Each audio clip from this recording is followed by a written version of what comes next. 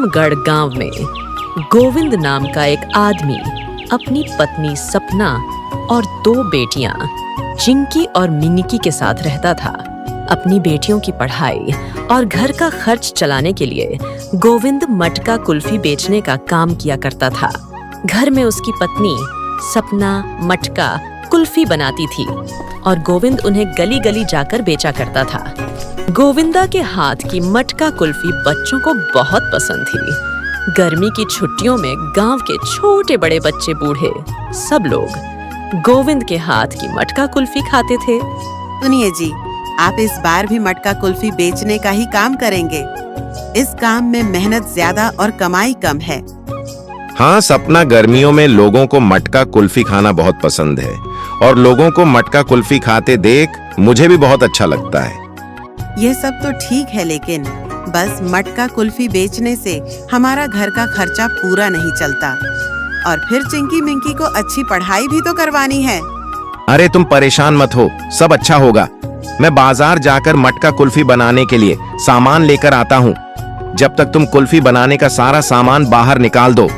ऐसा कहकर गोविंद बाजार से सामान लेने चला जाता है और सपना मटका कुल्फी बनाने के लिए सांचे मटका और बाकी सारी चीजें बाहर निकाल कर रख देती है। कुछ देर बाद गोविंद भी बाजार से कुल्फी बनाने का सामान लेकर आ जाता है। अगले दिन सुबह जल्दी उठकर दोनों पति पत्नी मटका कुल्फी बनाने की तैयारी में लग जाते हैं। गोविंद बहुत ही गरीब था, इसलिए उसके पास कुल्फी बेचने वाली रेडी नहीं थी। वह गली गली जाकर मटका सर पर रखकर कुल्फी बेचने जाया करता था और आवाज लगाता, कुल्फी ले लो, कुल्फी, ठंडी ठंडी मीठी मीठी मटका कुल्फी, गर्मी से राहत पाओ, गोविंद के हाथ की मटका कुल्फी खाओ। गोविंदा की आवाज सुनकर सभी बच्चे अपने घरों से बाहर आ जाते। गोविंद के हाथ की मटका कुल्फी इतनी स्वादिष्ट हुआ करती कि लोग दूर दूर से मटका कुल्फी खाने आते। गोविंद अपने मटके से ठंडी ठंडी मटका कुल्फी सबको देता है और जब उसकी सारी कुल्फियां बिक जाती थीं, तब वह अपने घर चला जाता था। ऐसे ही दिन गुजरते जाते और गोविंद हर रोज मटका कुल्फी बेचा करता। अरे सपना, आज तो गर्मी के कारण बहुत थक गया हूँ। सुनिए जी, आप एक रेडी ले लो ना। कब तक आप ऐसे ही सिर पर मटका रखकर बेचने जाया करोगे? तभी गोविंद की बेटियां चिंकी मिंकी आती है। पापा, आप हमें नए खिलौने लाकर दो।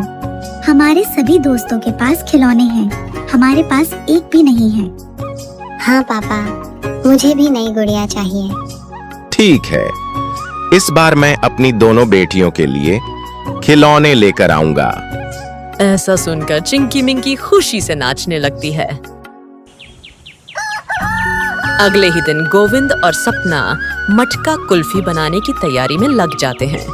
मटका कुल्फी बन जाने के बाद गोविंद मटका कुल्फी बेचने चला जाता है, लेकिन भीषण गर्मी के कारण उसकी कुल्फी पिघलकर खराब हो जाती है। अरे भाई साहब, एक मटका कुल्फी देना। हाँ भैया, अभी देता हूँ, ठंडी ठंडी मटका कुल्फी। गोविंद उस ग्राहक को देने के लिए जैसे ही सिर पर से मटका उतारता है, तो वह देखता है कि उसकी सारी मटका कुल्फी गर्मी के कारण पिघल गई होती है। वह दुखी मन से, माफ कीजिएगा भाई साहब, आज सारी मटका कुल्फी खत्म हो गई है, आप कल ले लेना। गोविंद की बात सुनकर वह आदमी वहां से चला जाता है। गोविंदा भी दुखी मन से अपने घर चला जाता है और घर जाकर सपना से कहता है, सपना, आज तो गर्मी के कारण सारी कुल्फियां पिघल गईं, कुछ भी कमाई नहीं हुई।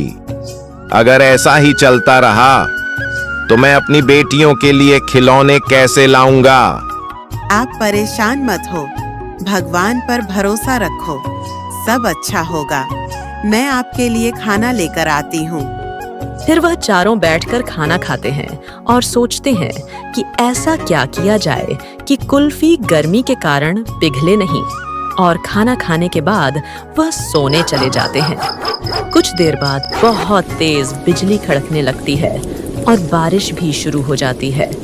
बारिश के कारण मौसम में ठंडक आ जाती है। अगले दिन सुबह गोविंद देखता है कि आसमान में काले बादल छाए हुए हैं और जोर जोर से उनके गरजने की आवाज आ रही है। मौसम को देखकर गोविंद सपना से कहता है, सपना, आज तो जोरों की बारिश होने वाली है। ऐसे में मटका कुल्फी बेचने कैसे जाऊंगा? ऐसे बारिश के मौसम में आप कैसे जाएंगे? और जाओगे भी तो बारिश में मटका कुल्फी कौन खाएगा? हाँ सपना, ऐसे मौसम में तो लोग चाय और पकौड़े खाना ज्यादा पसंद करते हैं। ऐसे में तो हमारी सारी मटका कुल्फी खराब हो जाएगी जो इतनी मेहनत से बनाई है। थोड़ा इंतजार करके देख लेता हूँ। अगर बारिश के बाद मौसम सही हो गया तो मटका कुल्फी बेचने चला जाऊंगा। ऐसा वह दोनों बात ही कर रहे होते हैं कि बारिश और भी तेज हो जाती है। पूरे दिन बारिश ही होती है। रात होते होते बारिश बंद हो जाती है। अगले दिन सुबह गोविंद एक नए जोश के साथ मटका कुल्फी बेचने चला जाता है। कुल्फी ले लो, कुल्फी, ठंडी ठंडी मीठी मीठी मटका कुल्फी। गोविंद की आवाज सुनकर लोग कुल्फी लेने के लिए इकट्ठे हो जाते हैं और धीरे धीरे करके गोविंद की सारी मटका कुल्फी बिक जाती है। तभी एक औरत आती है और गोविंद से कहती है, भाई साहब, आपके हाथ की मटका कुल्फी तो मेरे बच्चों को बहुत पसंद है। गोविंद अपनी तारीफ सुनकर बहुत खुश होता है और घर जाकर अपनी पत्नी को बताता है कि लोगों को उसकी मटका कुल्फी कितनी पसंद है। सुनिए जी, क्यों ना हम मटका कुल्फी के साथ फलों की कुल्फी बनाकर बेचे।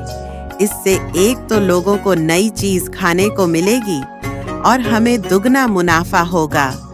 विचार तो अच्छा है, लेकिन फलों की कुल्फी बनाने के लिए हमें कुछ सामान भी खरीदना पड़ेगा। उसके लिए पैसे कहाँ से आएंगे? मैंने कुछ पैसे थोड़े थोड़े करके जोड़े हैं। हम उन पैसों से सामग्री ले आते हैं। अगले ही दिन गोविंद बाजार जाकर मटका कुल्फी और फलों की कुल्फी बनाने के लिए सामान ले आता है। फिर घर आकर दोनों कुल्फी बनाने में लग जाते हैं। कुल्फी बन जाने के बाद गोविंद उन्हें बेचने गली गली निकल जाता है और आवाज लगाता है, कुल्फी ले लो, कुल्फी, ठंडी ठंडी मीठी मीठी मटका कुल्फी, रंग बिरंगी फलों की कुल्फी। कुल्फी ले लो, कुल्फी। गोविंद की आवाज सुनकर गांव के लोग गोविंद के हाथ की मटका कुल्फी और रंग बिरंगी फलों की कुल्फी खाने के लिए अपने घरों से आ जाते हैं। अरे भैया, मुझे भी रंग बिरंगी कुल्फी दो ना। अंकल, मुझे भी गुलाबी वाली कुल्फी दे दो। हाँ बेटा, लो, रंग बिरंगी कुल्फी खाओ। ऐसे ही धीरे धीरे उसकी सारी कुल्फियां बिक जाती हैं और आज तो कमाई भी अच्छी होती है। गोविंद बहुत सारे पैसे देखकर खुश हो जाता है और घर के लिए चलने लगता है। तभी उसको एक खिलौने वाला दिखता है। वह उसकी दुकान पर जाता है। अरे भैया, ये वाला खिलौना देना। गोविंद वह खिलौने लेकर घर चला जाता है। ये लो, मैं आज अपनी बेटियों के लिए खिलौने लाया हूँ। ऐसा सुनकर चिंकी मिंकी खुशी से नाचने लगती है। देखो दोनों खिलौनों से कैसे खेल रही है। सच में सपना, आज तो कमाई भी अच्छी हुई है। चलो मैं खाना लगा देती हूँ। फिर गोविंद और उसका परिवार हंसी खुशी से खाना खाते हैं और सोने चले जाते हैं। ऐसे ही दिन गुजरते जाते हैं और धीरे धीरे गोविंद अपने घर की हालात को सुधार लेता है। वह रोज गांव में जाकर आवाज लगाता है और मटका कुल्फी बेचने लगता है।